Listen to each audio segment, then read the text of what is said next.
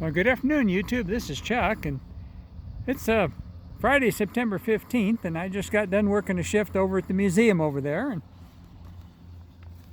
so I thought I'd take the opportunity now while it's nice and quiet over here and the shade and temperature's nice to do my answer video on my questions the other day. I did a question about 10 questions about how well you knew Arizona, and said that I'd come up with the answer video, and I think I'm going to do that one right now.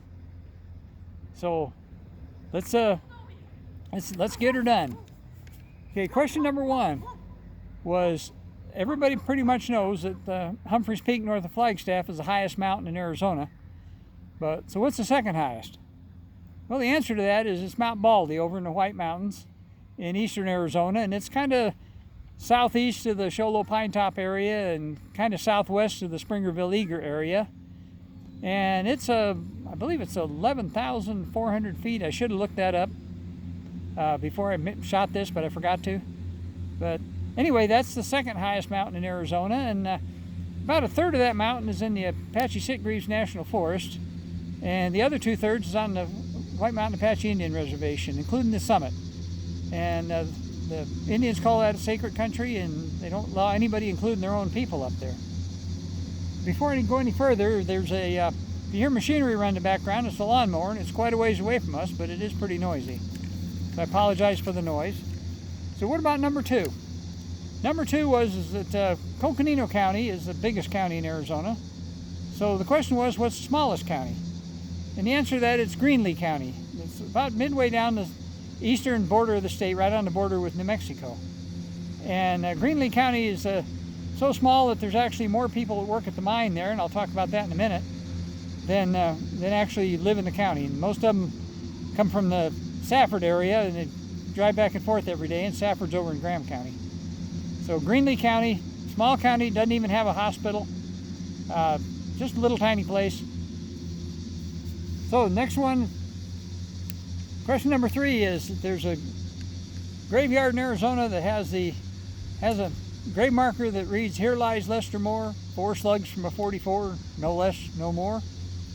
Folks, that's in Tombstone. It's called Boot Hill, and that's one of the more famous epitaphs on one of the tombstones in Tombstone. Next one is, where's the geographical center of Arizona? That's question number 4.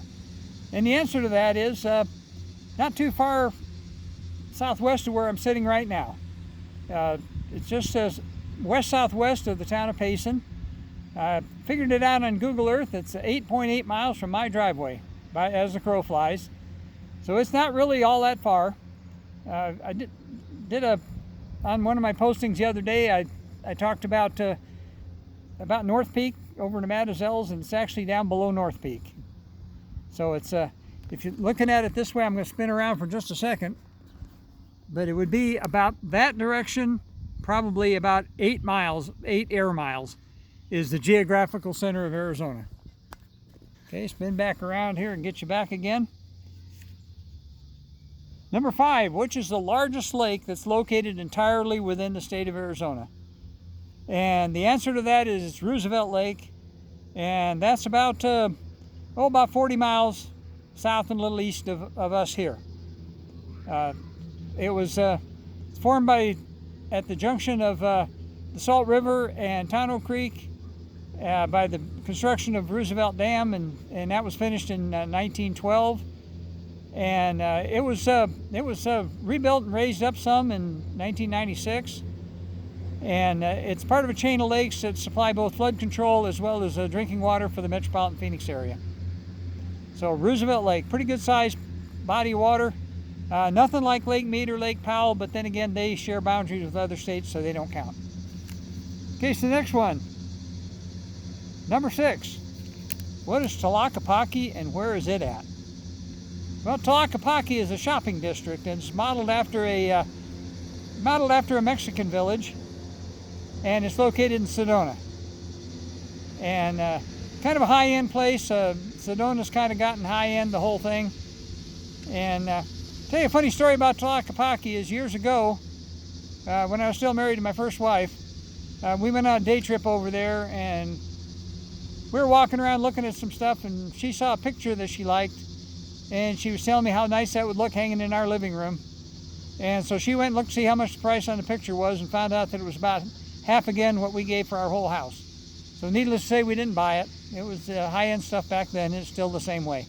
Very picturesque, nice place to visit, but bring a bunch of money because everything there is pretty expensive. Next one, number 7. Where is the largest open pit copper mine, or open pit mine, I should say, in the northern hemisphere? And the answer to that is it's the Morenci mine over in Morenci, which is located once again in Greenlee County. And the thing is downright huge. The mine itself is, I don't know, 3,000 feet deep or something like that, but it covers a very, very large area. It's real easy to see on Google Earth from space. All you got to do is find the boundary between the border between Arizona and New Mexico and follow it down there, and it's a huge scar on the landscape. I was over there a couple years ago, and we spent a week over there in the trailer exploring the area, and it's fascinating from the standpoint of how big it is and what mankind can do, but it's also kind of sad looking at the scar on the earth, because they literally tore down a mountain range to put that mine in. And besides copper, they get silver and gold and everything else out of there. It's run by a global company called Freeport-McMoRan, and it's the largest employer. Has 3,800 employees, and it's the largest employer in the whole eastern part of the state of Arizona. Huge place. The big mining trucks are running 24 hours a day, and they got a railroad run in there, and it's pretty interesting from that standpoint. But it's like any mining operation, it's a big, huge thing, and made a big scar in the landscape, which is kind of shame in a way. Next one, number 8. The town? The way I phrased it was, what town in Arizona is accessible, so remote that it's accessible only by foot, by horseback, or by helicopter? And the name of that is, the town is called Supai, and it's on the Havasupai Indian Reservation up off the Grand Canyon. It's west of Grand Canyon National Park. It's actually located in the side canyon, but it's 8 miles from the parking area. And we hiked in there a few years ago, and the first 1,500 feet down into the canyon will kill you, and then you're walking down a sand wash for most of the rest of it. And I was a lot younger then, but boy, it definitely beat me up. And there was 4 of us went down there, and we decided we'd never go back there again. But the village itself is kind of quaint. The streets are real narrow because they don't have to have vehicles, but the dirt is all pounded into dust because of horses' hoofs, and the whole place smells like horse pee and covered in flies. And when you think about it, 100 and some years ago, every town was that way. It's a pretty interesting place to go visit. It was closed for quite a while during the COVID thing, but my understanding is it's opened back up again. And you can get a permit from the Havasupai tribe to go visit the waterfalls down there. And if you wonder what to see down there, it's Havasu Falls. You can look at it on YouTube or Google it. And there's Havasu Falls and Mooney Falls, and there's some beautiful waterfalls. And if you got the time, you can actually hike all the way down to the Colorado River. Beautiful place. Bucket list place. I've been there. I'll probably never be able to go back at my age now again. It's a spectacular place. They have power, they have telephones, but it's about as remote as you get. The thing I remember about it is from dawn to dusk, all you hear is helicopters, because every helicopter that comes in, the noise bounces off the canyon walls, and it sounds like about 10 of them. So it's a noisy place, just a little tribal village. So anyway, the answer to that is Supai. The next one is, there are 2 communities in Arizona that you have to actually leave the state and come back if you want to get to them on a paved road. And the answer to that is up in the northwest part of the state, there's a town of Littlefield. And there's a couple other little communities up there too, one called Beaver Dam and another one called Scenic. But basically the whole place is called Littlefield. And you have to go, get to that off of I-15, which is, that's a road that goes from Las Vegas to Salt Lake City. But it cuts right through the corner of Arizona, and in order to get there, you got to go either into Utah or into Nevada and then come back. It's right across the state line from Littlefield is Mesquite, Nevada. And Mesquite's a rapidly growing retirement area. It's like a lot of towns in Nevada. It's got a couple casinos, and pretty nice area up there, and very, very busy transportation corridor, obviously, between Las Vegas and up through St. George, Utah, and then on up into Salt Lake. My last one is, oh, and the other one, excuse me, I almost missed it. The other one down the southeast part of the state is the town of Portal. And Portal's a little bitty place, but in order to get there on a paved road, you got to go over into New Mexico and come in off of US 80 in New Mexico. And the little town on the New Mexico side is another little wide spot in the road, and it's called Rodeo. There's not much to Rodeo, but pretty open area. There's a little RV park out there out in the middle of nowhere, and we stayed there a couple of times. And Portal's claim to fame is number one, it's a birding area. There's a lot of bird watchers from all over the world go there because there's a lot of birds to see. Very, very pretty area. At the RV park over there caters to the birders, and the other thing they cater to is they cater to the astronomy people, stargazers. And little 40-space RV park over there called Rusty's RV Ranch. And Rusty's a very nice lady. And anyway, we've gone over there and stayed 2 or 3 times. And some of their RV spots over there, actually, they poured little concrete pads that are level, specifically for setting up telescopes. And no big cities around for light pollution. It's a dark sky park, so it's pretty dark there at night. And pretty nice place to visit. We've been over there several times. So finally, the last one on my list is number 10. What is Walpi and where is it? Walpi is one of the traditional Hopi villages located up on the Hopi Indian Reservation, which is in the northeast corner of Arizona, totally surrounded by the Navajo Indian Reservation, and they have what they call first, second, and third mesas.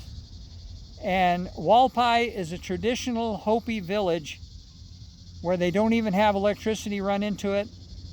And the Hopi villages, most of them are kind of governed like their own little city-states. And some of them will allow electricity brought in, some of them don't. They have kind of an interesting mixture of what they allow and what they don't. But Walpi is one of the strictest. And folks, it's like going into an ancestral pueblo and village from 1,000 years ago, but it's still there and people still live there. They don't allow you to take pictures. They don't allow vehicles in there. You have to park outside the village and walk across a little neck on a mesa. And Walpi's at the end of a mesa with cliffs going on 3 directions. And just an interesting place to go visit. And there are some traditional Hopi folks that live in that village, but just the closest community on a highway is called Palatka, and you can find that on the map. But anyway, that's my top 10. Had some feedback on that. Some people kind of like that. Maybe I'll come back and do another one. But for right now, I'll tell you as I always do, take care of each other, love each other. It's a beautiful day here. Temperatures in the 70s. We weren't real busy at the museum today, but we did have some people come in, had some nice visit with some folks and showing them around the museum and talking about how things used to be here. And this place has an interesting history. What I like to tell people is that we've only been here, by we I mean us white Anglo-European folks have only been here for about 150 years, and so the history here you can kind of reach out and touch it. Where if you go over to Italy or something, you look at what the Romans did, 4,000 years ago or whatever, and it's a lot harder to wrap your head around it. Here it's a little bit easier. And we have an interesting history here and an interesting museum. If you ever come up here to the Payson area, you have to stop by and see us. So with that, I'm going to tell you all as I always do. I think I already said it, but take care of each other, love each other, and God gave us a birdie day. Let me turn around and give you one more look at the lake. Really not a lot of people here today. But the lake's over yonder there. And I'll tell you until I talk to you again, I'll just say peace out.